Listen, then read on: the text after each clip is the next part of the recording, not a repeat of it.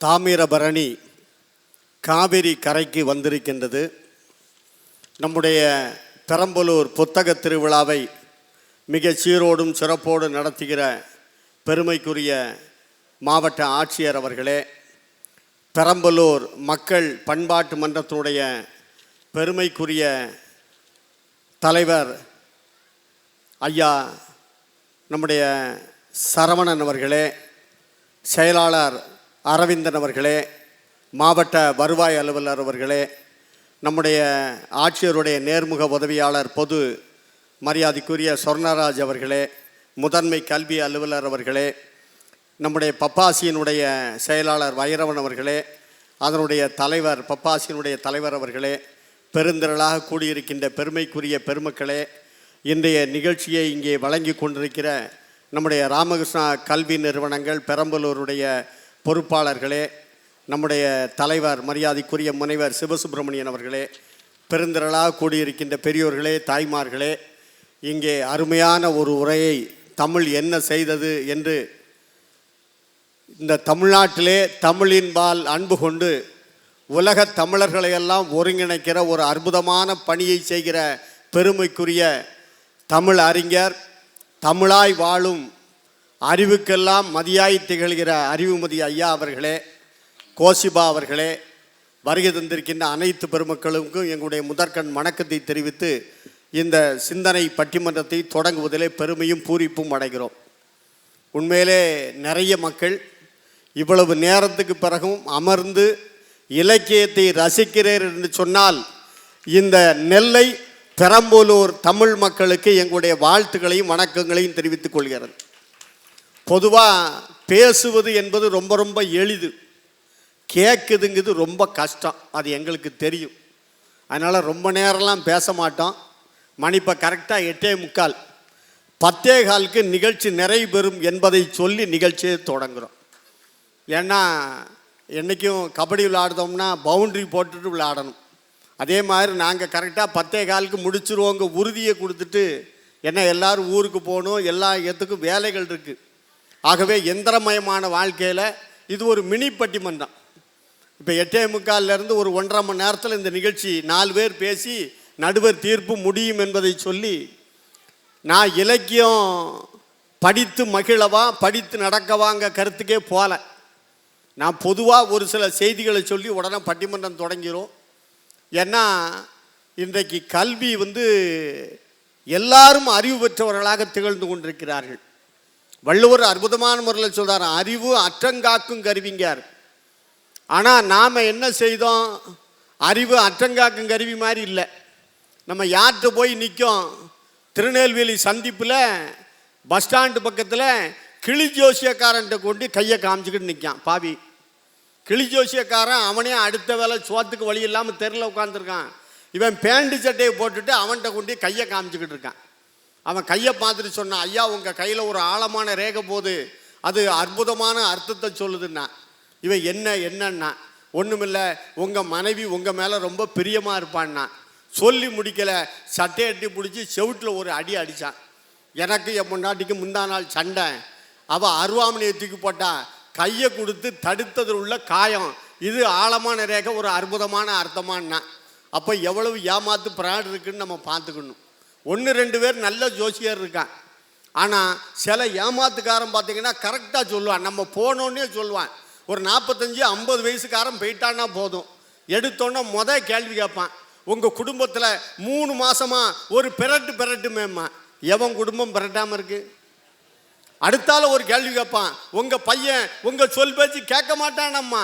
எந்த பையன் கேள்வி கேட்கான்? சொன்ன பேச்சு எவனா கேட்கானா? கேட்குதே கிடையாது. இவன் சொன்னோன்னே போதும் உடனே வீட்டம்மா சொல்லுவா, பாருங்கள் சோசியர் புட்டு வைக்காரு, ஏன் இடியாப்பம் வைக்கலையா? ஏன்னா நம்ம ஆட்கள் ஃபுல்லாக என்னென்னா ஜோசியர் எதை சொன்னாலும் நம்பிடுதான். அன்றைக்கி ஒரு பஸ்ஸில் உட்காந்து ஒரு ஜோசியர் சொன்னார், 6ஆம் இடத்து குரு 7ஆம் வீட்டை பார்க்கான், 7ஆம் வீட்டு சந்திரன் 8ஆம் வீட்டில் இருக்காம்னா. அங்கேருந்து கண்டக்டர் புடதில் அடித்தான். முதல்ல இது யார் சீட்டுன்னு பாரு, இது கண்டக்டர் உட்கார்ந்த சீட்டு. உனக்கு கண்டக்டர் உட்கார்ந்த சீட்டு எது, பேசஞ்சர் உட்கார்ந்த சீட்டு எதுன்னு தெரிய மாட்டேக்கு. நீ 6ஆம் வீட்டு குரு 7ஆம் வீட்டை பார்க்கான், 7ஆம் வீட்டு சந்திரன் 8ஆம் வீட்டுக்கு போகிறான், முதல்ல இடத்த காலி பண்ணுன்னா. ஏன்னா வாழ்க்கையில் நிறைய பேர் விதின்னு இருக்கான்.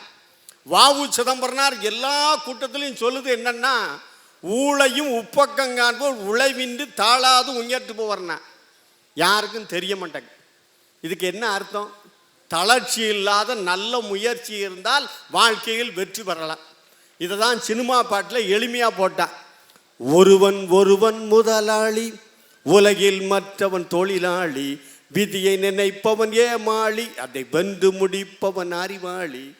வாழ்க்கையில் விதி விதின்னு கிடக்கக்கூடாது, விதியை வெல்ல வேண்டும். அதிலும் தமிழன் தான் விதியை வெல்ல முடியும். திரைகடல் ஓடியம் திரவியம் தேடுன்னு சொல்லி அந்த காலத்தில் முதலாக அலைகளை வீசுகிற கடலிலே கப்பலை செலுத்துகிற களம் செலுத்துகிற பெருமை தமிழனுக்குத்தான் உண்டு.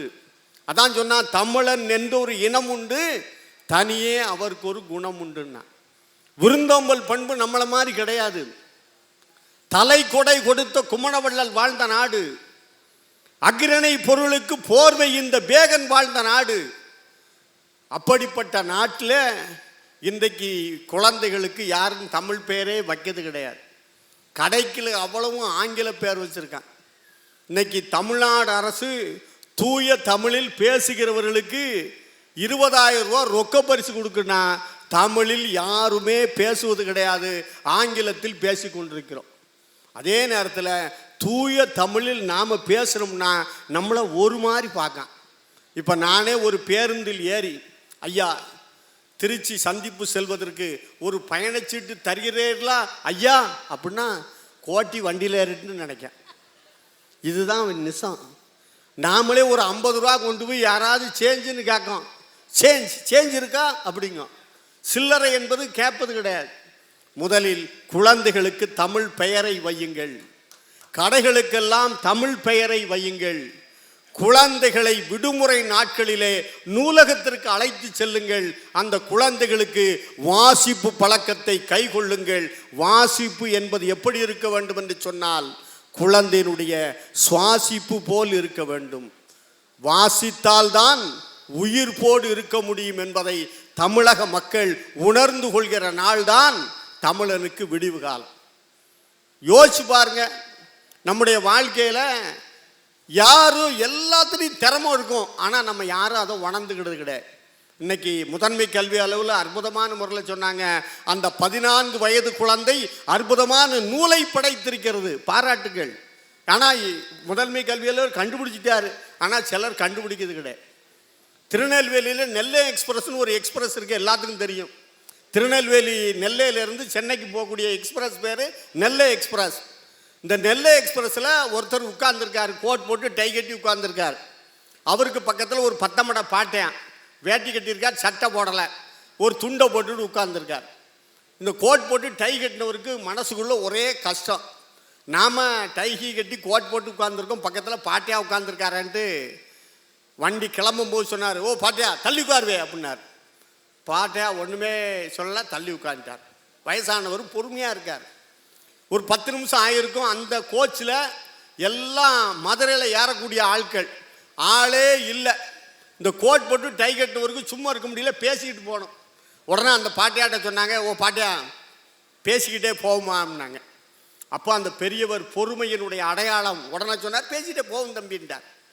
அப்புறம் சொன்னார், சும்மா பேசிட்டு போனால் நல்லா இருக்காது, நான் ஏதாவது கேள்வி கேட்க நீர் பதில் சொல்லும், நீர் ஏதாவது கேள்விகள் நான் பதில் சொல்கிறேன், பேசிக்கிட்டே போவோம்னா சரின்ட்டார். அப்போ இந்த டை கட்டி கோட் போட்டவர் சொன்னார், ஓ பாட்டியா நான் ஏதாவது கேள்வி கேட்பேன், நீர் பதில் சொல்லலைன்னா நீர் 10 ரூபா கொடுத்தா போதும், ஏன்னா நீர் படிக்காதவர், ஆனால் நான் படிச்சிருக்கேன். நீர் ஏதாவது கேள்வி கேட்டு நான் பதில் சொல்லலைன்னா 100 ரூபா தருவேன்னார். பாட்டியா சரி சரி தம்பி சரி தம்பின்ட்டார். உடனே பாட்டியா சொன்னார், தம்பி கேள்வி நீங்கள் கேளுங்கண்ணா, நான் படித்தவன், நீர் படிக்காதவர் கேள்வி கேளும்ட்டான். உடனே பாட்டியா கேள்வி கேட்டார், தம்பி 10 கண்ணு, 15 கை, 20 கால், 30 காது உள்ள மிருகம் எதுன்னார். இந்த டை கட்டி கோட் போட்டு உட்காந்துருவோம், தலையில் அடித்தான். அட பாவமே, எம்எஸ்சி சுவாலஜி எம்ஃபில் முடித்தோம், வாத்தியான்னு சொல்லி கொடுக்காம ஏமாற்றி போட்டானேன்னு ஒன்றுமே சொல்லலை. டப்புன்னு கோட்டுக்குள்ளே கை விட்டான். 10 ரூபா எண்ணி பாட்டியாட்ட கொடுத்துட்டான். பாட்டியா வாங்கி வேட்டியில் சொல்லிட்டு உட்காந்துட்டார். ஒரு 10 நிமிஷம் ஆச்சு. இப்போ பாட்டியா அவன்கிட்ட கேட்டார், தம்பி நீ ஏதாவது கேள்வி கேளான்னு தம்பினார். அவன் அதே கேள்வி கேட்டான். 10 கண்ணு 15 கை 20 காது 30 கால் உள்ள மிருகம் அதுன்னா. பாட்டியா ஒன்றுமே செய்யலை. வேட்டியில் உள்ள 10 ரூபாவில் ஒரு 10 ரூபா உருவினார். அவன் கையில் கொடுத்தாரு. எனக்கும் தெரியாது, சும்மா பேச்சுக்கு கேட்டு வச்சேன் தம்பின்ட்டார். அப்போ வாழ்க்கையில் அனுபவம் என்பது பெரிய ஆசான். அந்த அனுபவங்களை எல்லாம் தொகுத்து புத்தகமாக எழுதியிருக்கிறார் என்று சொன்னால் அந்த புத்தகங்கள் நம்முடைய வாழ்க்கைக்கு வழிகாட்டும் என்பதை நாம் உணர்ந்திருக்க வேண்டும். எவ்வளோ பேர் எவ்வளோ கஷ்டப்பட்டவன் துன்பப்பட்டவன் எப்படி வாழ்க்கையில் வெற்றி பெற்றேன் என்பதை புத்தகமாக எழுதியிருக்கான். அவனுடைய அனுபவத்தை புத்தகமாக எழுதியிருக்கான். அந்த புத்தகத்தை வாங்கி படிக்கும்போது அந்த மனிதனுடைய 100 ஆண்டுகால அனுபவங்கள் நமக்கு கைவரும். ஆனால் நம்ம படிக்கிறது கிடையாது. நூல்களை படிக்கும்போது சமயோஜித புத்தி வரும். ஐன்ஸ்டீன் பெரிய அறிவியல் விஞ்ஞானி. இந்த ஐன்ஸ்டீன் விஞ்ஞானி எங்கே போனாலும் பேசிக்கிட்டே வருவார். தான் கண்டுபிடிச்ச திட்டத்தை சொல்லிக்கிட்டே வந்தார். 3 கூட்டம் முடிஞ்சிட்டு 4வது கூட்டம் போகும்போது டிரைவர் பார்த்தான். சார் நீங்கள் எல்லா கூட்டத்திலையும் ஒரே அரைச்சமாவை அரைக்கிங்க சார் அப்படின்னா. ஐன்ஸ்டீன் டென்ஷன் ஆகிட்டார். அரைச்சமாவே அரைக்கணும் இங்கே வா அப்படின்னார். என்னன்னா போட்டிருந்த கோட்டை கலத்துனார். அவன்கிட்ட கொடுத்தார். நீ கோட்டை போட்டுக்கோ, நீ உட்காந்து உள்ளே உட்காந்துக்கோ, நான் டிரைவர் மாதிரி வண்டியை ஓட்டுறேன். இப்போ 4வது கூட்டத்தில் நான் அரைக்க மாவை நீ அறேன் அப்படின்னார். டிரைவர் ஓகேன்ட்டான். ஐன்ஸ்டீன் வளர்த்துட்டார். ஏன் பாவி அவன் ஒப்பிக்கங்கான. சரி பார்த்துருன்ட்டு நேரையாக 4வது கூட்டம் போனாங்க. கூட்டம் வேகமாக வந்துச்சு. கார் கதவை திறந்துச்சு. கோட் போட்டு இருந்தவர் தான் ஐன்ஸ்டீன் நினச்சி மாலைகளே போட்டு மரியாதை பண்ணி கூப்பிட்டு போயிட்டாங்க. மேடையில் போனால் 3 கூட்டத்தில் என்ன ஒப்பிச்சாரோ அதே ஒப்பிச்சல டிரைவர் ஒப்பிச்சிட்டான். விளத்து போட்டார் ஐன்ஸ்டீன். ஏ பாவி அவ்வளோ ஒப்பிச்சிட்டானே. ஐன்ஸ்டீன் அவனை எல்லாரும் நம்பிட்டாங்களே அப்படின்னு நினைக்கும் போது நம்ம ஊருக்காரன் ஒருத்தர் இருக்கான் அங்கே. அவன் கையை தூக்கிட்டான். சார் நீங்கள் சொன்னதில் எனக்கு ஒரு சந்தேகம்னா. இப்போ ஐன்ஸ்டீன் சிரிச்சார். இப்போ நேரையா டிரைவர் நான் டிரைவர் ஐன்ஸ்டீன் அங்கே இருக்காருன்னு சொல்ல போகிறார் நினச்சிக்கிட்டு இருக்காரு. டிரைவர் மேடையில் போய் மைக்க பிடிச்சான். தம்பி என்ன கேள்வி கேளு அப்படின்னா. கேள்வியை கேட்டான். உடனே டிரைவர் சொன்னான், இதெல்லாம் சில்லி கொஸ்டின், இதுக்கு நான் ஆன்சர் சொல்லணும்னு அவசியம் இல்லை, என் டிரைவர்கிட்ட போய் கேளு அவன் சொல்லுவான்ட்டான். இடத்துக்கு இடம் பேசுகிற ஆற்றல் யாருக்கு வரும் என்று சொன்னால் சொலல் வல்லன் சோர்விலான் அஞ்சான் அவனை ஈகழ் வெல்லல் யாருக்கு மனிது. வள்ளுவர் சொல்லியிருக்கார். வள்ளுவர் என்ன சொல்றார்? சொல்லுக சொல்லை பிரிதொரு சொல் அச்சொல்லை வெல்லும் சொல் இன்மையே இருந்துங்க. அதுக்கு என்ன அர்த்தம்? எந்த இடத்துல எந்த சொல்ல சொல்லணுமோ அந்த இடத்துல அந்த சொல்ல சொல்லணும். எந்த இடத்துல எந்த சொல்ல சொல்லக்கூடாது அந்த இடத்துல அந்த சொல்ல சொல்லக்கூடாது. சொல்லக்கூடாத இடத்துல சொல்லக்கூடிய சொல்லையும் சொல்லக்கூடிய இடத்துல சொல்லக்கூடாத சொல்லையும் சொன்னால் சிக்கல் வந்து சேர்ந்து விடு என்பதற்காக இன்னொரு குரலையும் சொல்லியிருக்காரு. யாகாவராயினும் நாகாக்க காவாக்கால் சோகாப்பர் சொல் இழுக்கு பட்டுன்னு. பட்டு பட்டுன்னு சொல்லுகிற ஆற்றல் வள்ளுவருக்கு ஒன்றுதான் உண்டு. ஏன்னா வள்ளுவம் ஒரு வாழ்வியல் நூல். 1330 குறளையும் தலபாடமாக சொல்வேன். வார்த்தையாக சொன்னால் பின் வார்த்தையை சொல்வேன், பின் வார்த்தையை சொன்னால் முன் வார்த்தையை சொல்வேன். பிரயோஜனம் கிடையாது. 1330 திருக்குறளில் ஏதாவது ஒரு திருக்குறளை வாழ்க்கையில் கடைபிடிக்க வேண்டும். அவன்தான் உண்மையான தமிழர். அற்புதமாக நல்ல மக்கள், நல்ல ரசனை, நல்ல ரசிக்கக்கூடிய மக்கள் இருந்தால் தான் நம்ம நல்ல பேச முடியும். 4 பேச்சாளர், பெரிய பெரிய பேச்சாளர், தமிழ்நாடுடைய முன்னணி பேச்சாளர்கள் எல்லா தொலைக்காட்சியிலும் வந்து சிரிக்க சிரிக்க பேசுகிற நாஞ்சில் இசையரசி மலர்விழி அவர்கள் வருகை தந்திருக்கின்றார்கள். அதே அணியில் படித்து மகிழவே என்று பேசுவதற்காக நம்முடைய 9 புத்தகங்கள் எழுதி சிறந்த நூலாசிரியர் பதிப்பாசிரியர் விருதை பெற்று பெருமைக்குரிய ஆசிரியர் கவிஞர் பாப்பாக்குடி இரா செல்வமணி அவர்கள் வருகை தந்திருக்கின்றார்கள். இல்லை இல்லை படித்து நடக்கத்தான் என்று பேசுவதற்காக திருநெல்வேலி மாவட்ட ஆட்சியர் அலுவலகத்திலே பணியாற்றி கொண்டிருக்கிற பெருமைக்குரிய கோமதி கிருஷ்ணமூர்த்தி அவர்கள் பட்டிமன்ற பாவலர் வருகை தந்திருக்கின்றார்கள்.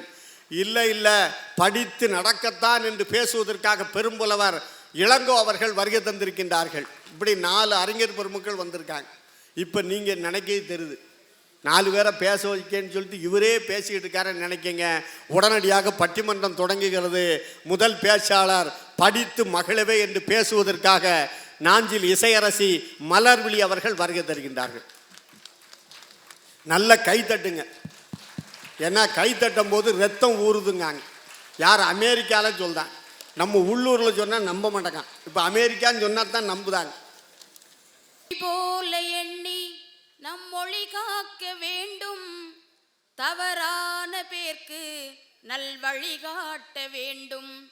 ஜனநாயகத்தில் நாம் எல்லோரும் மன்னர், தென்னாட்டு காந்தி அந்நாளில் சொன்னார். தென்னாட்டு காந்தி அந்நாளில் சொன்னார். நல்ல பேரை வாங்க வேண்டும் பிள்ளைகளே, நம் நாடு என்னும் தோட்டத்திலே நாளை மலரும் முல்லைகளே. நல்ல பேரை வாங்க வேண்டும் பிள்ளைகளே. எல்லாம் அல்ல இறையருள் சிறப்பின வேண்டி இந்த அருமையான சிந்தனை பட்டிமன்றத்திற்கு நடுவராக வீட்டிருக்கின்ற, தெண்டலிலே ஒலி வாங்கி தேனாட்டில் குரல் வாங்கி, மல்லிகையில் மனம் வாங்கி, மதுரையிலே தமிழ் வாங்கி, அறிவுகளை அகம் தாங்கி அசத்துகின்ற எங்களுடைய நடுவர் அவர்களே. என்னைய தானா? ஆமா, சரி. எண்ணணி எதிரணி ஆற்றல் மிகுந்த அறிஞர் பெருமக்களே, இந்த அருமையான நிகழ்வை ரசித்துக் கொண்டிருக்கின்ற ஆண்டோரே சான்றோரே என் போன்றோரே, உங்கள் அனைவருக்கும் இந்த சின்னவளின் சிறப்பான வணக்கங்களை முதலில் உரித்தாக்கி கொள்ளுகின்றேன். வணக்கம் சொன்னா எங்க ஊர்ல நல்ல கைத்தட்டல் கொடுப்பாங்க. இங்கேயும் நல்லதான் கைதட்டுதாங்க. ஆமா, நான் கன்னியாகுமரி மாவட்டத்திலிருந்து வந்திருக்கேன். எங்க ஊர்ல எல்லாம் கிடைக்கும். எங்க ஊர்ல கிடைக்காததே கிடையாது, எல்லாம் கிடைக்கும். ஆனா எங்க ஊர்ல கிடைக்காத ஒன்று பெரம்பலூர்ல எங்களுக்கு கிடைச்சிருக்கு. என்ன தெரியுமா? என்ன தெரியுமா? தெரிஞ்சாதான் நான் சொல்லியிருப்பேன். அப்பளே என்ன தெரியுமா? என்ன தெரியுமா? மரியாதைங்க, மரியாதை. எவ்வளவு அருமையா மரியாதை கொடுத்தாங்க பாத்தீங்களா? பெரம்பலூர்னா சாதாரண ஊர் கிடையாது, பேர் ஆம்பலூர் என்பதைத்தான் பெரம்பலூர் என்று நாம சொல்றோம். எனக்கு ரொம்ப மகிழ்ச்சியா இருக்கு இன்னைக்கு.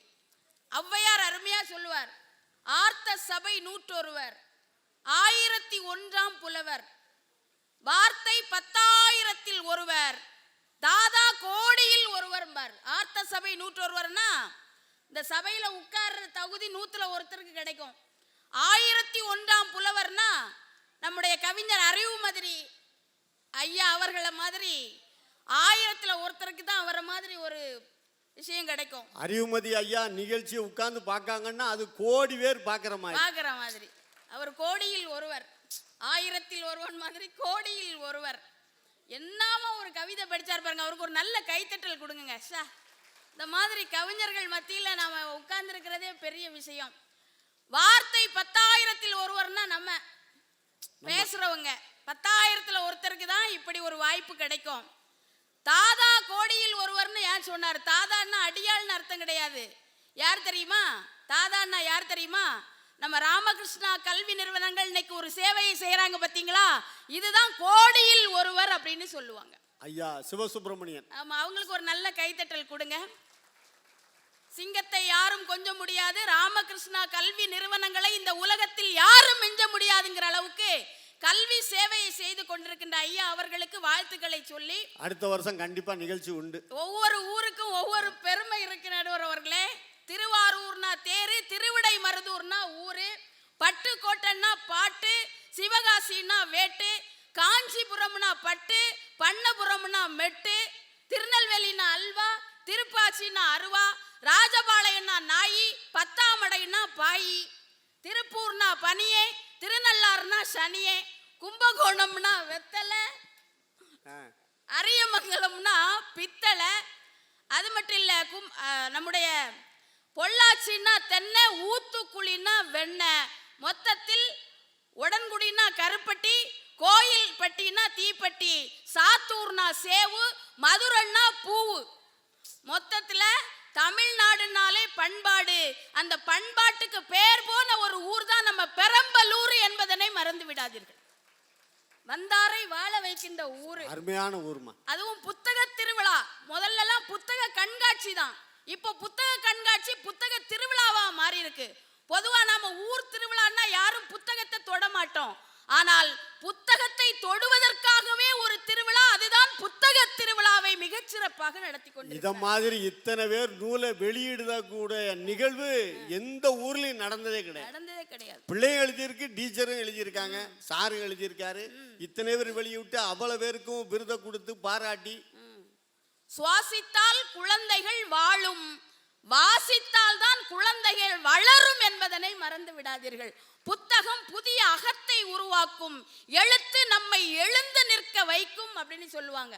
அதனால்தான் பாரதிதாசன் சொன்னார், படி நூலைப்படி, சங்கத்தமிழ் நூலைப்படி, முறைப்படி நூலைப்படி, காலைப்படி, கடும்பகல் படி, மாலை இரவு பொருள்படப்படி, கற்பவை கற்றபடி, வள்ளுவன் சொன்னபடி, கற்கத்தான் வேண்டும் அப்படி, கல்லாதான் வாழ்வது எப்படி அப்படின்னு கேட்டார்.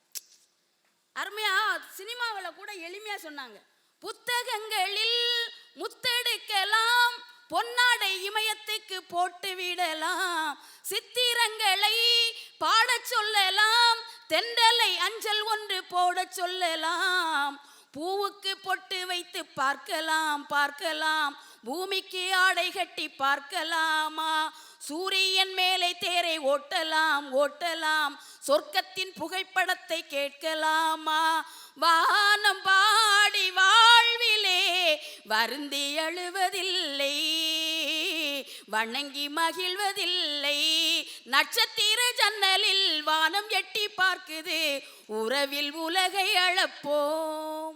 இப்படி கொடுத்தா இது இன்பம், இது இலக்கிய இன்பம். கவிஞர் அறிவுமதி வந்திருக்கார், அவர் பறவை முனியம்மாக்கு கூட பாட்டு எழுதினாருங்க. மதுர வீரன் தானே, அவனை உசுப்பி விட்டு வீணே, இனி விசிலு பறக்கும் தானே, என் பேர அண்டி மதுர வீரன் தானே. நல்ல கைத்தட்டல் கொடுங்க, எவ்வளவு அருமையான ஒரு பாட்டு எழுதினார் ஐயா. அதாவது பாட்டு எல்லாத்துக்கும் எழுதணும், அதான் பாட்டு. அதுதான் பாட்டு. நானும் கல்யாணம் முடிஞ்சு முதல் நாள் எங்க வீட்டுக்கார்ட்ட, அத்தான் நான் நல்லா பாடுவேன் அப்படின்னேன். அவர் சொன்னார், நான் நல்லா வேகமா ஓடுவேன் அப்படின்னார். பாடுவேன்னு சொன்னது தப்பாயா?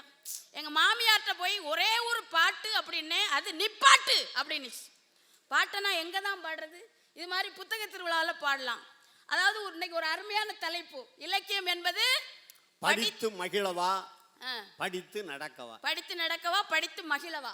நாங்க படித்து மகிழவே அப்படின்னு பேச வந்திருக்கோம். 2 பேர் பேச வந்திருக்கோம். இன்னைக்கு மகிழ்ச்சியாக இருப்பதாங்க பெரிய வெற்றியே, அப்படிதானே? சந்தோஷமா இருக்கணும். இன்னைக்கு எல்லாரும் வெளியே வர்றது எதுக்கு? சந்தோஷமா மகிழ்ச்சியா இருக்கணும் தான் வாரேன். ஆமா, பெண்களுக்கு எப்ப மகிழ்ச்சி தெரியுமா? பெண்களுக்கு எப்ப மகிழ்ச்சின்னா, இன்னைக்கு சமைக்க வேண்டாம் அப்படின்னு சொன்னா பெண்களுக்கு மகிழ்ச்சி. முன்னால குக் பண்ணி சாப்பிட்டாங்க, ஆமா, இப்ப அவளும் புக் பண்ணி சாப்பிடுறாங்க. அன்னைக்கெல்லாம் அம்மாட்ட போய், அம்மா வயிறு பசிக்குதுன்னு சொன்னா அம்மா என்ன சொல்லுவாங்க? இப்ப வெந்துரும் சாப்பிடலாம் அப்படிம்பாங்க. இப்ப அம்மாட்ட போய், அம்மா பசிக்குதுன்னு சொல்லுங்க, இப்ப வந்துரும் சாப்பிடலாம் அப்படிம்பாங்க. அப்போ சமையல் புத்தகம்னு அவங்க படிக்கிறாங்க, ஆனா அதை சமைத்து பார்க்கத்தான் முடியும், சாப்பிட முடியாது. இப்பெல்லாம் நெட்டில் போடுறாங்கல்ல, சாப்பாட்டை சமைச்சு தட்டில் போடுறது கிடையாது, நெட்டில் போடுறாங்க. ஏன்னா யாருமே சாப்பிட முடியாது. அதுவும் ஏகப்பட்ட லைக்கு, வீட்டுக்காரர் லைக் போட மாட்டேங்கிறார். அந்த அம்மா கோவிச்சு, ஏங்க எத்தனை பேர் லைக் போட்டிருக்காங்க, நீங்கள் மட்டும் போடலை. அவர் சொன்னார், பல்ல பேத்துற வேண்டி அவெல்லாம் பார்த்தவன், நான் தாண்டி தின்னவன், எப்படி போடுவேன் அப்படின்னார். இன்னைக்கு ரீல்ஸ் பார்க்குறோம், ஆனால் அது இப்போ நம்ம ஆட்டுக்கால் சூப்பு வைப்பது எப்படி, வெஜிடபிள் பிரியாணி வைப்பது எப்படி பார்க்குறோம், ஆனால் அதை செய்கிறோமா? கடைசியில் உப்புமா தான் செய்கிறோம். இதுக்கு எதுக்கு படிக்கணும்? படித்ததன்படி நடக்கிறோமா நடுவர் அவர்களே? அழகா சொன்னார். பட்டுக்கோட்டைக்கும் கண்ணதாசனுக்கும் உள்ள வித்தியாசம் என்ன தெரியுமா? கண்ணதாசன் அருமையா சொன்னால், சொற்கள் நடமாடினால் அது உரைநடை, சொற்கள் நடனமாடினால் அது கவிதை அப்படின்னு சொன்னார். பட்டுக்கோட்டைக்கும் கண்ணதாசனுக்கு என்ன தெரியுமா வித்தியாசம்? எளிமையை பாடலாக்கினார் பட்டுக்கோட்டை, பாடலை எளிமையாக்கினார் கண்ணதாசன் அப்படின்னு சொல்லுவாங்க இல்லையா? அதனால்தான் கவியரசுங்க. ஆமா, பட்டுக்கோட்டை சொன்னாரு, என்னங்க படிச்சு நடக்கிறாங்க, சித்தர்களும் யோகிகளும் சிந்தனையில் ஞானிகளும் புத்தரோடு இயேசுவும் உத்தமர் காந்தியும் எத்தனையோ உண்மைகளை எழுதி எழுதி வச்சாங்க, எல்லாம் தான் படிச்சீங்க, என்ன பண்ணி கிழிச்சீங்க அப்படின்னு கேட்டார். யாராவது படித்ததன்படி நடக்கிறோமா? ஆனா படிக்காதவங்க இன்னைக்கு நம்ம உலகத்துல நல்ல செயல்களை செய்து கொண்டிருக்கிறார்கள். படிச்சபடி எல்லாரும் ஒழுக்கமா இருந்தா போலீஸ் ஸ்டேஷன் வேண்டாம். எதுக்கு நீதிமன்றங்கள்? எதுக்கு ஆலயங்கள்? எதுக்கு? படித்தவன் பாடம் நடத்துகிறான், படிக்காதவர்கள் பள்ளிக்கூடமே நடத்துகிறார்கள் நடுவர்களே. அதனால தான் கண்ணதாசன் சொல்றாரு, வாழை மரம் படித்ததில்லை கனி கொடுக்க மறந்ததா, வான்முகிலும் கற்றதில்லை மழை கொடுக்க மறந்ததா, சோலையெல்லாம் கற்றதில்லை நிழல் கொடுக்க மறந்ததா, என்றும் சுதந்திரமாய் சுட்டி திரியும் குயிலும் படித்ததினால் அறிவு பெற்றோர் 1000 உண்டு, பாடம் படிக்காத மேதைகளும் பாரினில் உண்டு. அதனால படித்து அப்படி மகிழ்ந்துட்டு போயிடணும். ஒரு திரைப்படத்தை பார்த்துட்டு நம்ம வீட்டுக்கு வரும்போது வெளியில அந்த டிக்கெட்டை கிழிச்சு போட்டுட்டு எல்லாம் மறந்துட்டு வர்ற மாதிரி புத்தகத்தை மகிழ்ச்சியோட நிறுத்திக்கிறாங்க. எல்லாருமே அப்படித்தான் செய்யறாங்க. நடுவர் அவர்களே, தமிழ் இருக்கு பார்த்தீங்களா, தமிழ் தானே அப்படின்னு படிக்க கூடாது, தமிழை தேனேன்னு படிக்கணும்.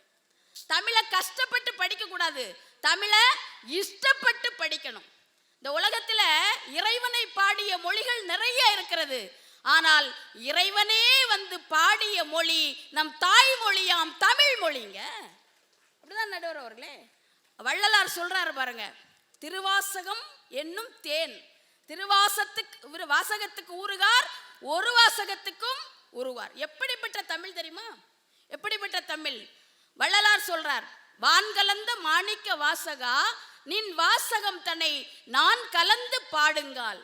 நற்கருப்பன் சாட்டினிலே தேன் கலந்து பால் கலந்து செழும் கனி தீம் சுவை கலந்து ஊன் கலந்து உயிர் கலந்து ஓட்டாமல் இனிப்பதுவே அப்படிங்கிறார். தமிழுக்கு எவ்வளோ ஒரு இனிமை இருக்கு. அந்த இன்பத்தை அனுபவிக்கணும், அந்த மகிழ்ச்சியை அனுபவிக்கணும். தேனூரும் தேவாரம் இசைப்பாட்டின் ஆதாரம். எவ்வளவு அருமையா சொன்னார். தேனூரும் தேவாரம் இசைப்பாட்டின் ஆதாரம், அமுதே தமிழே அழகிய மொழியே எனதுயிரே. அந்த தமிழ் அமுது அமுது. அதனால தான் ராமாயணத்தை பத்தி கவிமணி தேசிய விநாயகம் சொல்லும் போது அழமாய சொன்னாரு, வெயிலுக்கேற்ற நிழல் உண்டு, வீசும் தென்றல் காற்றுண்டு, கையில் கம்பன் கவியுண்டு, கலசம் நிறைய மது உண்டுன்னார். இதுதாங்க மகிழ்ச்சி. ராமாயணம் புத்தகம் நம்ம வீட்டில் இருந்தாலே மகிழ்ச்சி. ஏன்னா ராமன் நம்ம வீட்டுக்குள்ள இருக்காரு, அனுமன் நம்ம வீட்டுக்குள்ள இருக்காரு. இந்த இந்திய நாட்டின் கலாச்சாரத்தின் மொத்த வடிவமான சீதா பிராட்டி நம்ம வீட்டுக்குள்ள இருக்கா. இந்த மகிழ்ச்சியோடு ஒரு மனிதன் படிக்க ஆரம்பிக்கணும். அதனால தான் மருதகாசி சொன்னார், ஜகம்புகழும் புண்ணிய கதை ராமனின் கதையே, உங்கள் செவி குளிர பாடுகிறோம் கேளுங்கள் இதையே. ஜகம்புகழும் புண்ணிய கதை ராமனின் கதையே. இன்னைக்கு யாராவது படித்ததன்படி நடக்கிறாங்களா நடுவர் அவர்களே? திருக்குறள்னு ஒன்று இருக்கு, நம்ம வள்ளுவர் எழுதின திருக்குறள். இந்த திருக்குறள் கூட திருவள்ளுவர் இன்பத்தில் இறைவன்ல ஆரம்பிச்சு இன்பத்துல தாங்க முடிச்சிருப்பார். இறைவன் எது? அகர முதல எழுத்தெல்லாம் ஆதி பகவன் முதற்றே உலகு, இறைவன்ல ஆரம்பிப்பார். கடைசி திருக்குறள் யாராவது சொல்லுங்க பாப்போம். Very good. அந்த அம்மாக்கு ஒரு நல்ல கைத்தட்டல் கொடுங்க. பாடா. நிறைய பேர் நம்ம சொல்லும் போது திருக்குறளை திருப்பி சொல்றாங்க. உண்மையிலே மக்கள் ரொம்ப ஆர்வமா இருக்காங்க. எவ்வளவு அறிவு பார்த்தீங்களா? அப்போ இறைவன்ல ஆரம்பிச்சாரு, காமத்து பால் ஊடுதல் காமத்திற்கு இன்பம் அதற்கின்பம் கூடி முயங்க பெருன்னு இறைவன்ல ஆரம்பிச்சு இன்பத்துல தான் முடிச்சாரு. அதாவதுமா வடநாட்டு இலக்கியத்துக்கும் தென்னாட்டு இலக்கியத்துக்கும் என்ன அறம் செய்து பொருளிட்டு இன்பம் அனுபவித்தாலே போதும். இவனுக்கு வீடு பேர் கிடைச்சிரும்னு வீடு பேரை சொல்ல மாட்டாங்க. வடநாட்டு இலக்கியம்லாம் வீடு பேரை சொல்லும். ஆனால் தமிழ்நாட்டு இலக்கியத்து வீடு பேரை சொன்னதே கிடையாது. ஏன்னா நீ அறம் செய்து பொருளை ஈட்டி இன்பமாக வாழ்ந்தாலே போதும்னு சொல்றது தான் நம்ம தமிழ்நாட்டு இலக்கியம். திருக்குறளை 2 மார்க்குக்காக தான் நம்ம படிச்சிருக்கோமே தவிர வாழ்க்கைக்காக யாராவது படிச்சிருக்காங்களா நடுவர் அவர்களே? கிடையவே கிடையாது. திருக்குறள் அதனால தான் வள்ளுவன் தன்னை உலகினுக்கே தந்து வான்புகழ் படைத்த தமிழ்நாடு. நாங்க வள்ளுவனை உலகத்துக்கு தந்துட்டோம், எங்களுக்கு வேண்டாம் அப்படின்னு சொல்றோம் நடுவர் அவர்களே. திருக்குறள்னா ஒரு பெரிய விஷயம் கிடையாது. ஒண்ணுமே சொல்லலையா? ஆமா, அதனால தான் சொல்லுது. நேரம் ஆயிட்டு. அறம் பொருள் இன்பம் அப்படிதானே? அறத்துப்பால் வேற ஒண்ணும் இல்ல. திருக்குறள்ல 3 விஷயம் தான் இருக்கு. அறத்துப்பால் நீதியின்றி அமையாது உலகு, பொருள்பால் நிதியின்றி அமையாது உலகு, காமத்துப்பால் நீயின்றி அமையாது உலகுன்னு அருமையா சொன்னாங்க பாத்தீங்களா? இதுதாங்க திருக்குறள்.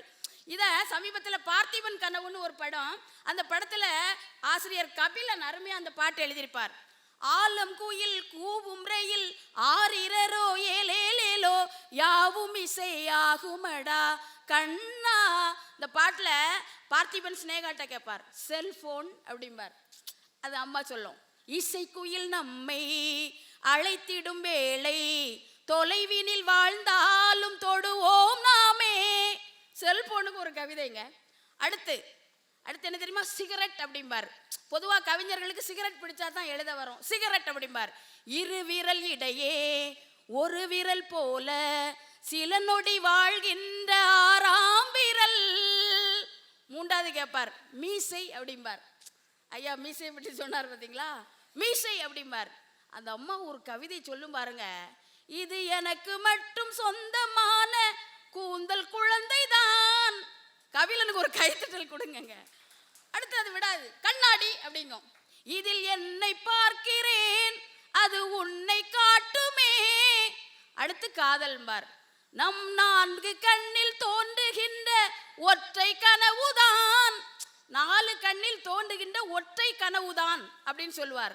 நான் முத்துக்குமார் ஒரு கவிதை எழுதியிருப்பார், ஆண்களின் காதல் புத்தகத்தில் வைத்திருக்கும் மயிலரகு மாதிரி, தீனி போடாது என்று குட்டி போடாது என்று தெரிந்தும் தீனி போடுவது அப்படிம்பார். ஆண்களின் காதல் புத்தகத்தில் வைத்திருக்கும் மயிலிறகு மாதிரி, குட்டி போடாது என்று தெரிந்தும் தீனி போடுவது அப்படின்னு சொல்லுவார். அப்போ அடுத்து சொல்லுவாரு, இதோட அந்த பாட்டு முடிஞ்சிருந்தா அந்த பாட்டுக்கு பெருமை இல்லை. அடுத்து திருக்குறள் அப்படிம்பார். திருக்குறளுக்கு அவர் கவிதை சொல்லுவார், இருவரி கவிதை ஒரு பொருள் தருமே இருவரும் இது போல வாழ்ந்தால் சுகம். ஒவ்வொரு மனிதனும் திருக்குறள் போல அன்பும் அறனும் உடைத்தாயின் இல்வாழ்க்கை பண்பும் பயனும் அது அப்படின்னு படித்து வாழணும்னு தான் எங்களுக்கும் ஆசை. ஆனா இன்றைக்கு இலக்கியம் என்பது இன்பமாக இருக்கிறது. இலக்கியம்னா என்ன தெரியுமா? எண்ணத்தால் இருண்டோரை எழுத்தால் வெளுப்பது இலக்கியம்னு சொல்லுவாங்க. ஒரு இலக்கை நோக்கி நம்மை அழைத்து செல்வது இலக்கியம் என்று சொன்னால் அந்த இலக்கு என்பது இன்பமாக மகிழ்ச்சியாகத்தான் இருக்கிறது என்று கூறிய அருமையான வாய்ப்புக்கு நன்றி கூறி அமைகிறேன். நன்றி, வணக்கம். ரொம்ப அருமையா இலக்கியம் எந்த அளவுக்கு நமக்கு மகிழ்ச்சியை தருகிறது, பாடல்கள் எவ்வளவு மகிழ்ச்சியை தருது, எவ்வளவு சந்தோஷத்தை தருதுன்னு இருக்காங்க. எல்லாரும் படிக்காங்களே தவிர படித்தபடி வாழ்கிறாங்களா? அப்படி படித்தபடி வாழ்ந்தா எந்த பிரச்சனையும் கிடையாது. வள்ளலார் சொல்லியிருக்கார், வாடிய பயிரை கண்டபோதெல்லாம் வாடினேன்னார். ராமகிருஷ்ண பரமஹம்சர் அப்படியே போயிட்டு இருந்தாராம். ஒரு சின்ன குட்டைக்குள்ள தேள் விழுந்துட்டான். உடனே கையை வச்சு எடுத்து வெளியே விட்டாராம். தேள் கையில் கொட்டிட்டான். கொஞ்ச நேரம் கழித்து அதே தேள் அதே குட்டையில் விழுந்துட்டான். திருப்பி ராமகிருஷ்ண பரமஹம்சர் கையில் எடுத்து வெளியே விட்டாராம். திருப்பியும் கொட்டிட்டான். கொஞ்ச நேரம் கழித்து அதே குட்டைக்குள்ளே திருப்பி தேள் விழுந்துட்டு ராமகிருஷ்ண பரமஹம்சர் திருப்பி எடுக்க போனார். இதை பார்த்துக்கிட்டு இருந்த ஒருத்தன் போனான். கொஞ்சமாக உனக்கு அறிவு இருக்கான், அந்த தேள் தான் எடுக்கும் போதெல்லாம் உண்மை கொட்டுதுலாம், திருப்பி திருப்பி எய்க்க அதை காப்பாற்றி வெளியே விடுதேரு அப்படின்னா. அப்போ தான் ராமகிருஷ்ண பரமஹம்சர் சொன்னார், எப்பா எனக்கு அதை காப்பாற்றி உயிரை காப்பாற்ற வேண்டும் என்றது என்னுடைய உள்ளம் சொல்கிறது, அதுக்கு கொட்டணும்னு சொல்கிறது, இது அவரவர் மனநிலையை பொறுத்து அமைகிறதுன்னார். எப்படிப்பட்ட வாழ்க்கை! வள்ளலார் பார்த்தீங்கன்னா ஒரு பயிர் வாடுகிறது என்கிற அந்த அறிவியல் உண்மையை, பயிருக்கும் உயிர் உண்டு என்பதை நம்முடைய அறிவியல் பூர்வமாக உணர்ந்திருக்கின்றார்கள். எப்படிப்பட்ட பாரதி, எட்டயபுரத்து எழுத்து சித்தன், விடுதலை பெறுவதற்கு முன்னாலே பாட்டு பாடினான். ஆடுவோமே பள்ளு பாடுவோமே ஆனந்த சுதந்திரம் அடைந்து விட்டோம் என்று பாடினான். எவ்வளவு அறிவியல் சிந்தனைகளை தந்திருக்கான். சந்தி தெரு பெருக்கும் சாத்திரம் கற்போம்னா, தெருவை பெருக்கையில் என்னடா சாஸ்திரம், வேக்குவம் கிளீனராக ஆப்ரேட் பண்ண தெரிஞ்சிருக்கணும்னு அன்னைக்கே சொல்லியிருக்கான். சந்தி தெரு பெருக்கும் சாஸ்திரம் டெக்னிக் படிக்கணும்னு சொல்லியிருக்கார். வங்கத்தில் ஓடி வரும் நீரின் மிகையால் மையத்து நாட்டிலெல்லாம் பயிர் செய்வோங்க. இன்றைக்கு தான் லாங் டிஸ்டன்ஸ் டிரான்ஸ்ஃபர்மேஷன் ஆஃப் வாட்டருங்கிற அந்த திட்டம் இன்னைக்கு வருது. அன்னைக்கே சொல்லியிருக்கான். கங்கை காவிரி இணைப்பை அன்றைக்கே சொன்னவன் மகாகவி பாரதி என்பதை மறந்துவிட முடியாது. உலக சரித்திரத்திலே தாலாட்டு பாட்டு பாடாத ஒரே கவிஞன் பாரதி. அற்புதமாக முறையில் சொல்லியிருக்காங்க. எப்படி அந்த கவிதைகள் எல்லாம் படிக்கிறோம், மகிழ்ச்சி அடைகிறோம்னா, ஒரு பெண்ணு அந்த பெண் வேற ஒன்றுமே செய்யலை, கீழே ஒரு நவாப்பழம் மாதிரி ஒன்று கிடக்கு. அந்த நவாப்பழத்தை கையில் எடுத்து வைக்க, ஆனால் அது நவாப்பழம் இல்லை, அது வண்டு. அந்த வண்டு கைக்குள்ளே இருக்கு. இவ முகம் பக்கத்தில் போய் பார்க்க, அந்த வண்டு இவளுடைய முகத்தை என்ன நினைக்கின்னா நிலவுன்னு நினைக்கி, அந்த கையை தாமரைன்னு நினைக்கி. அந்த வண்டியை நினைக்கி முகம் பக்கத்தில் போனோன்னு நிலவு வந்துட்டு, நாம் உட்கார்ந்துருக்குது தாமரை, நிலவு வந்துட்டுனா தாமரை மூடிரும், நம்ம உள்ளே போய் மாட்டிடுவோன்னு சொல்லி வண்டு பறந்துட்டான். எவ்வளவு அற்புதமான கற்பனை! இதை அழகான இலக்கியத்தில் அற்புதமான சொல்கிறான்.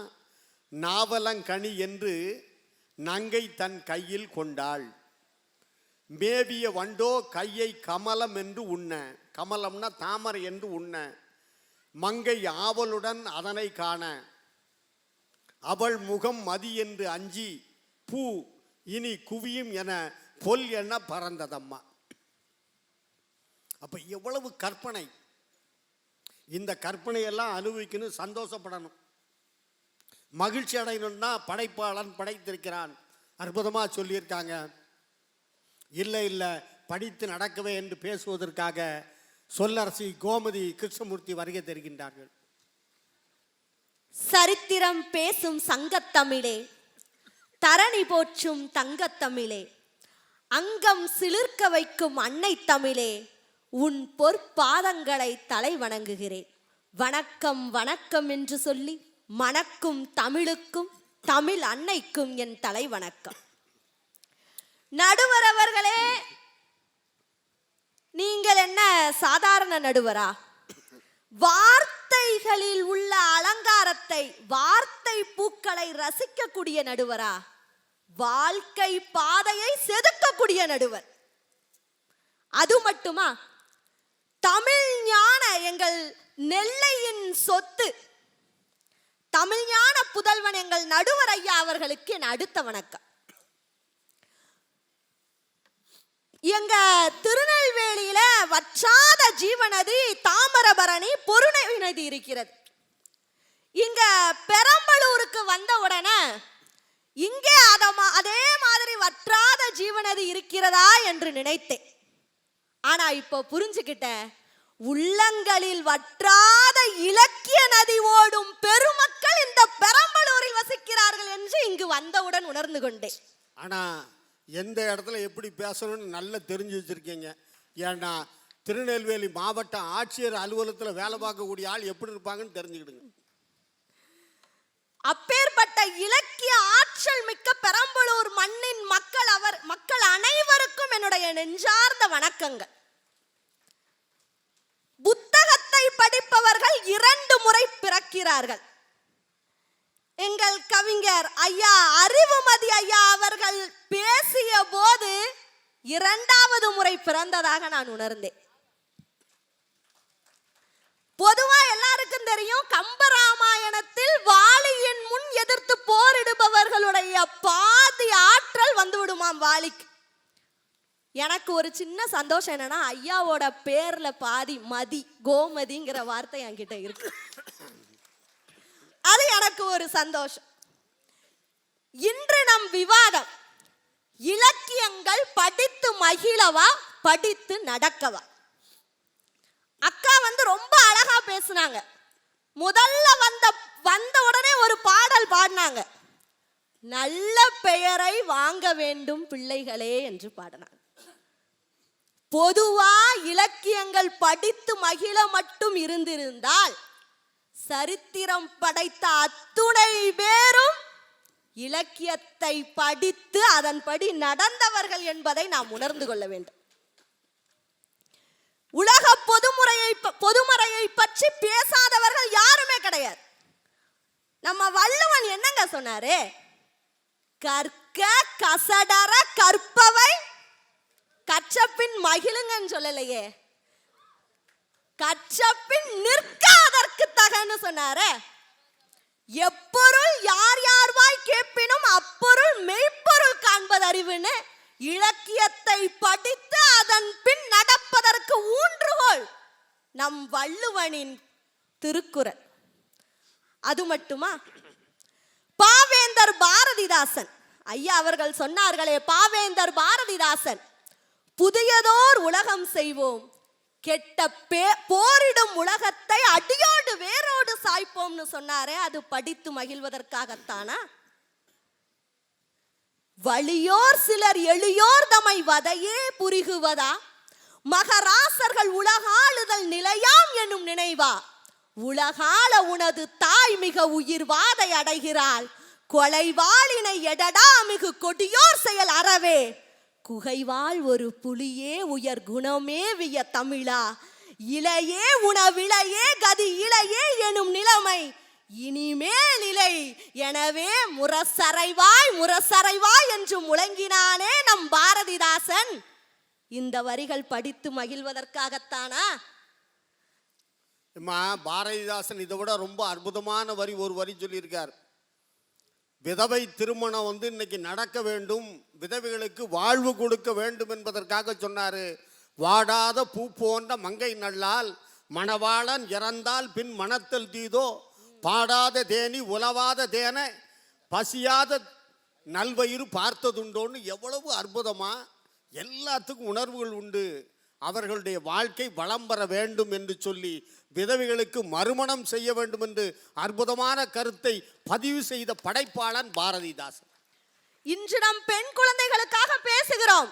பள்ளிக்கூடத்தில் குட் டச் பேட் டச்னு சொல்லி கொடுக்கிறோம். அன்னைக்கே எங்க முண்டாசு கவிஞன் பாரதி பாடினானே, பாதகம் செய்வோரை கண்டால் நீ பயங்கொள்ளலாகாது பாப்பா, மோதி மிதித்து விடு பாப்பா, அவர்கள் முகத்தில் உமிழ்ந்து விடு பாப்பான்னு அன்னைக்கே அவன் சொன்னதைத்தான் நாம இன்னைக்கு செஞ்சுட்டோம். வாசம் தான். ஓடி விளையாடு பாப்பா, வைந்திருக்காது பாப்பா, கூடி விளையாடு இதெல்லாம் சொல்லுவாங்களே தவிர இந்த 2 வரி யாரும் சொல்லி கொடுக்கதே கிடையாது. ஏன்னா சொல்லி கொடுத்தவனுக்கே சிக்கல் சேர்ந்துரும். அல்ல அதை சொல்ல மாட்டான். பாதகம் செய்பவரை கண்டால் நீ பயங்கொள்ளலாகாது பாப்பா, மோதி மிதித்து விடு பாப்பா, அவர் முகத்தில் உமிழ்ந்து விடுவாப்பா. இதையும் சொல்ல மாட்டான். அச்சமில்லை அச்சமில்லை அச்சம் என்பது இல்லையே, உச்சி மீது வாரிடிந்து வீழுகின்ற போதிலும் அச்சமில்லை அச்சமில்லை அச்சம் என்பதில்லையேன்னு சொல்ல மாட்டான். ஒண்ணு இல்லைங்க, லியோ டால்ஸ்டாயோடைய ஒரு சிறுகதை ஈஸ்வரன் வசிக்கிற இடம். இந்த சிறுகதையில மார்ட்டின்கிறவர் தான் கதாநாயகர். அவர் இறைவனிடம் வேண்டுகிறார் இறைவனுடைய தரிசனத்திற்காக. அப்போ கடவுள் சொல்றார், நாளை காலையில நீ ஜன்னல் வழியா பாரு, நான் வருவேன் அப்படின்னு சொல்றார். மறுநாள் காலையில மார்ட்டின் ஜன்னல் வழியா பார்க்கறான். பனி பொழிஞ்சு இருக்கிற அந்த இடத்துல ஒரு வயசான முதியவர் குப்பைகளை பெருக்கிட்டு இருக்கார். உடனே இவனுக்கு ரொம்ப பாவமா போயிடுச்சு. அவரை கூப்பிட்டு அவருக்கு ஒரு தேநீர் கொடுக்கிறார். கொஞ்ச நேரம் கழிச்சு அப்படியே உட்காந்து பார்த்துக்கிட்டே இருக்கிறாரு. ஒரு அம்மா ஒரு குழந்தையோட நிக்குது. அந்த குழந்தைக்கு போத்திக்கிறதுக்கு போர்வை கூட இல்லை. உடனே மார்ட்டின் அந்த அம்மாவை கூப்பிட்டு சாப்பாடு கொடுத்து அந்த குழந்தைக்கு போர்வை கொடுக்கிறார். கொஞ்ச நேரம் அப்படியே உட்காந்து கடவுள் வராரான்னு பார்த்துக்கிட்டே இருக்கிறாரு. கொஞ்ச நேரம் கழிச்சு ஒரு அம்மா ஆப்பிள் வித்துக்கிட்டு இருக்கு. ஒரு சிறுவன் அந்த ஆப்பிளை எடுத்துட்டு ஓட பார்க்குறான். அந்த அம்மா அந்த சிறுவனை அடிக்குது. இவர் அந்த சிறுவனை கூட்டிட்டு வந்து அந்த சிறுவனுக்கு அறிவுரை சொல்லி சாப்பாடு கொடுக்கிறார். இப்படியே அந்த நாள் ஃபுல்லா போய் இரவுல தூங்க போயிடுறார். அப்போ கடவுள்கிட்ட, இன்னைக்கு நீ வருவேன்னு சொன்னிய, உன்னை நம்பித்தானே நான் ஜன்னல் பக்கம் உட்கார்ந்துருந்தேன், நீ வந்தியா அப்படின்னு கேட்கும்போது கடவுள் சொல்றாரு, நான் தானே அந்த முதியவர் ரூபத்திலையும் அந்த தாய் ரூபத்திலையும் அந்த சிறுவன் ரூபத்திலையும் உன்னுடைய வீட்டிற்கு வந்தேன்னு சொன்னார்னா, இறைவனை ஏழை எளியவர் முகத்தில் காணலாம்னு அற்புதமான கருத்து அந்த லியோ டால்ஸ்டாயோடைய வரிகளில் இருந்தது.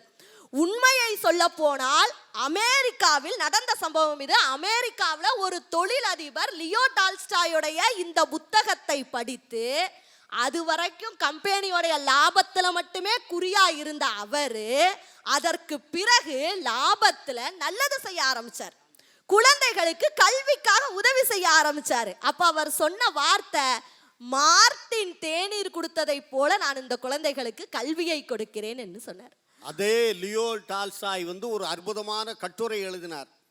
மகாத்மா காந்தி அதை படிச்சுட்டு அவருக்கு கடிதம் திருப்பி எழுதுறார். ஐயா, உங்க கடிதத்தை படித்தேன், ரொம்ப அற்புதம், அந்த வரிகளெல்லாம் பாராட்டக்கூடியது, தீமை செய்தவனுக்கு நன்மை செய்யணும்னு எழுதியிருந்தேளே, பாராட்டுகள் வாழ்த்துக்கள்னு இவர் கடிதம் எழுதியிருக்கார். அங்கேருந்து டால்ஸ்டாய் திருப்பி கடிதம் எழுதுறாரு, ஐயா இது என் கருத்து கிடையாது, இது உங்கள் நாட்டில் உள்ள கருத்து, இந்தியாவில் தமிழ்நாட்டில் அதுவும் வள்ளுவர்னு சொல்றாங்கல்ல, அவருடைய கருத்து இன்னா செய்தார் ஒருத்தல் அவர் நாண நன்னயம் செய்து விடல் என்பது அவர் கருத்து என்று டால்ஸ்டாய் கடிதம் எழுதினார். அப்பந்தான் மகாத்மா காந்தி சொன்னாரு, நான் தமிழ்நாட்டில் தமிழனாக பிறக்க வேண்டும், தமிழை படிக்க வேண்டும், திருக்குறளை தமிழை படித்த பிறகு படித்து உணர வேண்டும் என்று சொல்லி தேச தந்தையே தமிழை படிக்க வேண்டும் என்று உணர்ந்தார் என்று சொன்னால் ஆண்டவர்களையே ஆட வைத்த தமிழ் நம்முடைய தமிழ் என்பதை மறந்துவிடக்கூடாது. கவிக்கோ அப்துல் ரஹ்மான் அவர்கள் தன்னுடைய கவிதையில் அழகா சொல்லியிருப்பாரு, எதையோ மனிதன் கண்டுபிடித்து விட்டான், அவன் கண்டுபிடிக்காமல் விட்டது அவனை மட்டும்தான். அதே மாதிரிதான் இன்னைக்கு நாம இருக்கோம். இலக்கியத்தை படித்து மகிழ மட்டும் நாம் எடுத்துக்கொண்டால் நம் தமிழ் இலக்கியம் எவ்வளவு சிறப்பானது. இன்னைக்கு அறம் புத்தகம் கொடுத்தாங்க ஐயாவுக்கு. ஜெயமோகன் எழுதிய அந்த அறம்ங்கிற அந்த சிறுகதை தொகுப்புல ஒரு சிறுகதை, யானை டாக்டர்னு ஒரு சிறுகதை. ஒன்றும் இல்லைங்க, இன்னைக்கு நாம சுற்றுலா போறோம், முதுமலை காடுகளுக்கு போறோம், ஒவ்வொரு இடத்துக்கும் நம்ம சுற்றுலா போறோமே, போய் என்ன செய்யறோம், நாம சாப்பிட்டு அங்க குப்பைகளை போடுறோம், வாட்டர் கேனை போடுறோம், எல்லாத்தையும் அங்க போட்டுட்டு வந்துடுறோம். இந்த கதையில இயற்கையை பாதுகாக்கணும், ஒரு யானை எப்படி கஷ்டப்படுது, இதே மாதிரி மது குப்பிகளை காடுகள்ல போட்டதுனால அந்த கண்ணாடி சில் அது காலில் குத்தி அதுக்கு இந்த டாக்டர் வைத்தியம் பார்க்கறாரு, மிருகங்களோடைய இணைஞ்சு இருக்கிறார். அதுதான் அந்த யானை டாக்டர்ல அதோடைய கதை. இந்த கதையை படிச்சுட்டு ஜெயமோகன் அவர்களுக்கு ஒரு வாசகர் எழுதுறார், நான் என்னுடைய வாழ்க்கையில தற்கொலை செய்யும் எண்ணத்திற்கு நான் சென்றுட்டேன், ஆனா இந்த கதையில வர கிருஷ்ணமூர்த்தி அவர்கள் அந்த ஒரு விலங்கு யானை மேல கொண்ட அளப்பரிய அந்த கருணையை பார்த்து இன்னைக்கு ஒரு தொண்டு நிறுவனத்தை நடத்தும் அளவிற்கு நான் வந்துள்ளேன்னு ஒரு கவிதை ஒரு வாசகர் எழுதியிருக்கிறார்னா அதுதாங்க இலக்கியத்தோட தாக்கம். அது மட்டும் இல்ல, அதே அறம் சிறுகதை தொகுப்புல இன்னொரு ஒரு சிறுகதை சோற்று கணக்கு. எங்க நெல்லையில ஒரு ஆட்சி ஒரு ஹோட்டல் வச்சிருக்கிறாங்க. அங்க ஏழை எளிய மக்கள் வந்தா இதெல்லாம் நிறைய படங்கள்ல எடுப்பாங்க. இது அந்த கதையில முதல்ல எழுதியிருக்காங்க பாருங்க. அவங்க யார் ஏழை எளிய மக்கள் வந்தாலும் அந்த கடையில சாப்பிட்டுக்கலாம். சாப்பிட்டுட்டு சோற்று கணக்குன்னு ஒரு நோட்டு, அதுல மட்டும் பேரை எழுதி வச்சுக்கணும், காசு வந்தப்போ கொடுத்துக்கலாம், கொடுக்காம விட்டாலும் இந்த பாட்டி தேட மாட்டாங்க. அப்படி ஒரு உன்னதமான பாட்டி அந்த பாட்டி. இந்த கதையை படிச்சுட்டு கோயமுத்தூர்ல பத்மநாபன் ஒருத்தர் பசியில்லா கோவைன்னு கல்யாண வீடு இந்த மாதிரி விசேஷங்கள்ல உணவு மீதமாகும்ல, அதை ஏழை எளிய மக்களுக்கு கொடுத்து ஒரு தொண்டு நிறுவனம் ஆரம்பிச்சிருக்காங்கன்னா இலக்கியம் வெறும் படித்து மகிழ மட்டும்தானா? டௌரி கல்யாணம்னு ஒரு படம் எடுத்தார் விசு படம் எடுத்து முடிச்சோடனே ஒரு 10 இளைஞர்கள் 10 ரூபா பத்திரத்தில் எழுதி கொடுத்தாங்க, நாங்க டௌரி வாங்காம கல்யாணம் பண்ணுவோம்னு சொல்லி 10 இளைஞர்கள் மாறி இருக்கின்றார்னா இலக்கியம் நடந்து கொண்டிருக்கிறார்கள் என்பதை உணர்த்துகிறது. கம்பனுடைய ஏர் 70 அதுல பசி இல்லாத உலகம் எப்படி இருக்கும், பசி இல்லாத உலகம் எப்படி இருக்கும்னு ஒரு கவிதையில சொல்லியிருப்பாரு. கார் நடக்கும் படி நடக்கும் காராளர் ஏர் நடக்கும் எனில் புகழ்சால் இயல் இசை நாடகம் நடக்கும், சீர் நடக்கும் திரு நடக்கும் திரு அறத்தின் சபை நடக்கும், பார் நடக்கும் பகை போர் நடக்கும் பசி நடக்க மாட்டாது. அதாவது இந்த உலகத்துல உழவனுடைய உழவு தொழில் சிறந்து நடந்துச்சுன்னா இயல் இசை நாடகம் நடக்குமா, சீரா இருக்குமா, பசி மட்டும் இந்த உலகத்தில் இருக்காதுன்னு சொல்லியிருக்காரு. அது மட்டும் இல்லைங்க, கம்ப ராமாயணத்துல நமக்கு தெரியும், ராமன் காட்டுக்கு போன பிறகு பரதன் அவருடைய பாதுகையை வச்சு நாடு ஆளுவார். இத படிச்ச ஜெர்மன்ல உள்ள ஒரு அரசியல் ஆய்வாளர் இதை படிச்சுட்டு வியந்து போறார். அது எப்படி உங்க நாட்டுல இப்படி சிம்மாசனத்துல ஒரு பாதுகையை வச்சு அரசாள முடியும், இதெல்லாம் நம்புற மாதிரி இருக்குதா, இது என்ன அப்படின்னு படிச்ச பிறகு அதுக்கப்புறம் அவர் புரிஞ்சுக்கிறாரு, ஆட்சி அதிகாரம் என்பது ஒரு தனி மனித சொத்து அல்ல, அது தர்மத்தின் அடையாளம். ஒரு நாட்டில் மன்னனே இல்லாமல் போனாலும் அந்த நாட்டை தர்மமும் சட்டமும் அறமும் ஆட்சி செய்யும் என்ற அளப்பரிய கருத்தினை தமிழன் காப்பியத்தில் வைத்துள்ளான் என்று புகழாரம் சூட்டி இருக்கிறார். அது மட்டும் இல்லைங்க, 19ஆவது நூற்றாண்டுல பிரெஞ்சு கட்டுப்பாட்டுல பாண்டிச்சேரி இருந்துச்சு. அங்க பிரான்சுவா துய்ப்ரேன்னு ஒரு நீதிபதி. அப்ப எப்படின்னா ஒருத்தருக்கு ஒரு தண்டனை வழங்கப்படுச்சுன்னா அதை குறைக்கிற அதிகாரம் யாருக்குமே கிடையாது. ஒரு ஆளுக்கு தூக்கு தண்டனை கொடுத்துட்டாங்க. அந்த தூக்கு தண்டனை, அந்த வழக்கு வந்து இப்போ மறு ஆய்வுக்கு வருது. அப்போ நம்ம இந்த பிரான்சிஸ் வா துய்ப்ரேங்கிறவரு கம்பராமாயணத்தை படிக்கிறார். அதுல விபீஷ்ணன் படலத்தை படிக்கிறாருங்க. படிச்சுட்டு யோசிக்கிறார், அது எப்படி எதிரி ராவணனுடைய தம்பியா இருந்துகிட்டு ராமன் கிட்ட அடைக்கலம் வராரு. அப்ப எல்லாரும் சொல்றாங்க இவரை ஏத்துக்கிறாதீங்க, எதிரியோட தம்பின்னு. ஆனா ராமன் என்ன சொல்றாரு, நம்ம கிட்ட அடைக்கலம் வந்துட்டாரு, இனிமே இவரும் நம் சகோதரர் போலன்னு ராமன் சொல்றதுனால அந்த விபீஷ்ணர் அடைக்கல படலத்தை பார்த்துட்டு அதை படிச்சுட்டு இவர் மனசுல ஒரு மாற்றம் வந்து அந்த கைதியோட தண்டனையை தூக்கு தண்டனையில் இருந்து குறைக்கிறார் என்றால் இது வரலாற்று பதிவு. அவர் சொல்றாரு, பிரெஞ்சு சட்டம் எனக்கு நீதியை கற்றுக் கொடுத்தது, கம்பனின் காப்பியம்தான் எனக்கு கருணையை கற்றுக் கொடுத்ததுன்னு சொல்றாருனா, இப்போ சொல்லுங்கங்க, இலக்கியங்கள் படித்து மகிழ மட்டும்தானா? அது மட்டும் இல்லைங்க, உலகத்துல சிறைச்சாலைனா எல்லாருக்கும் தெரியும், சிறைச்சாலைனாலே அது குற்றவாளிகள் தண்டிக்கப்படும் இடம் என்று இருந்தது. ஆனா அப்படி இல்லை, சிறையில இருப்பவர்கள் ஏதோ ஒரு வறுமையாலும் சந்தர்ப்பத்தாலும் குற்றம் செய்தவர்கள், அவர்களுக்கு அறிவு கொடுத்து உணவு கொடுத்தவர்களை திருத்த வேண்டும் என்பதற்காக சிறை கோட்டமெல்லாம் அறக்கோட்டமாக்குக என்றாலே மணிமேகலை. இன்னைக்கு நாம பேசுறோங்க, உலக அளவுல சிறைச்சாலைய வந்து மனிதநேய சீர்திருத்தம் பண்றோமே, இதை அன்னைக்கே பண்ணி காட்டினாங்க. இப்ப சொல்லுங்க, இலக்கியம் படிச்சு மகிழத்தானா? அது மட்டும் இல்ல, உலக நாடுகள் எல்லாம் உணவை வியாபாரமாக பார்த்தது. ஆனால் நம் தமிழன் மட்டும்தான் இலக்கியத்தை படித்து விட்டு உண்டி கொடுத்தோர் உயிர் கொடுத்தோரே என்று உணவை கொடுத்தவரை கடவுளாக பார்த்தான். வயிற்றுக்கு சோறிட வேண்டும் இங்கு வாழும் மனிதருக்கெல்லாம் என்று சொன்ன பாரதி அடுத்த வரல சொன்னா, பயிற்று பல கல்வி தந்து இந்த பாறை உயர்த்திட வேண்டும்னா. உலக நாடுகள் எல்லாம் ஆயுதம் ஏந்தியவனை வீரனாக பார்த்தது. ஆனால் இலக்கியம் படித்த அதன் வழியில் நடந்த நம் தமிழன் மட்டும்தான் குளம் வெட்டியவனை வீரனாக பார்த்தார்கள். அப்போ இலக்கியங்கள், இப்ப சொல்லுங்க, இலக்கியங்கள் படிச்சு மகிழ மட்டும்தானா? கண்டிப்பா இல்ல. ஒருவரின் வாழ்க்கையை மாற்றுவதற்கு. அது மட்டும் இல்ல, பெரியாருடைய கட்டுரை பெண் ஏன் அடிமையானார், இன்னைக்கு அதாவது இந்தியாவிலேயே தமிழ்நாடு சொத்துரிமை சட்டம், பெண்களுக்கு சொத்துல பங்கு உண்டுன்னு முதல்ல சட்டம் வந்தது தமிழ்நாட்டில் தான். அதற்கு காரணம், அதற்கு வித்து பெரியாரின் எழுத்துக்கள். இதை யாராவது மறுக்க முடியுமா? அது மட்டும் கிடையாது, ஒன்றும் இல்லைங்க. எஸ்ராவுடைய ஒரு கட்டுரை விதைகளின் கதை, பாரம்பரிய. இன்னைக்கு நாம எதையெல்லாமோ வெளிநாட்டுல இருந்து வாங்கணும்னு நினைக்கிறோம், ஆனா பல்வேறு வகையான பாரம்பரிய விதை ரகங்கள் நம் தமிழகத்தில் உள்ளது அப்படின்னு அந்த விதைகளுடைய கதையை எழுதியிருப்பாருங்க. அதை படிச்சுட்டு ஒருத்தன் சொன்னானா, இன்னுமே நான் அமெரிக்கா நிறுவனங்களுக்கு கீழே வேலை செய்ய மாட்டேன், வேர்களை தேடி என்னுடைய விதைகளை தேடி என் பாரம்பரிய நெல் ரகங்களை தேடி நான் போகிறேன்னு சொன்னானா, எவ்வளவு களஞ்சியம் நம் நாட்டில் இருக்குங்க. அதெல்லாம் நாம படிக்கிறது இல்லை. இதுல படிச்சுட்டு மகிழ்ந்துட்டு மட்டும் போனோம்னா நம்ம எங்கெங்க முன்னேற போறோம்?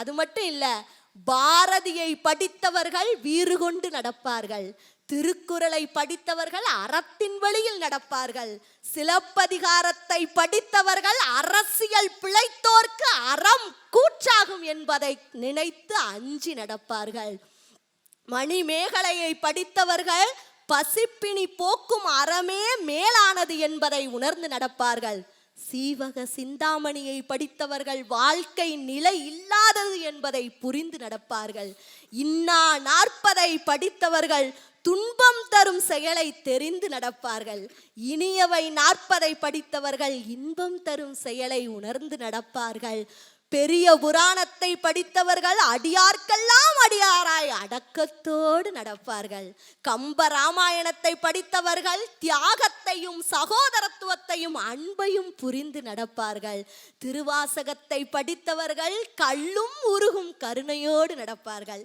திருமந்திரத்தை படித்தவர்கள் ஒன்றே குலம் ஒருவனே தேவன் என்பதை புரிந்து நடப்பார்கள். அது மட்டுமல்ல, பகவத்கீதையை படித்தவர்கள் கடமையை செய் பலனை எதிர்பாராதே என்ற உறுதியோடு நடப்பார்கள், திருக்குரானை படித்தவர்கள் இறை அச்சத்தையும் சகோதரத்துவத்தையும் புரிந்து நடப்பார்கள். பைபிளை படித்தவர்கள் மன்னிக்கும் குணத்தோடும் சமாதான உணர்வோடும் நடப்பார்கள்.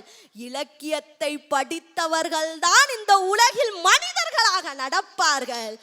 ஏழை என்றும் அடிமை என்றும் எவரும் இல்லை ஜாதியில், இழிவு கொண்ட மனிதர் என்பர் இந்தியாவில் இல்லையே. வாலி கல்வி செல்வமெய்தி மனமகிழ்ந்து கூடியே, மனிதர் யாவும் சரிநிகர் சமானமென வாழ்வமே.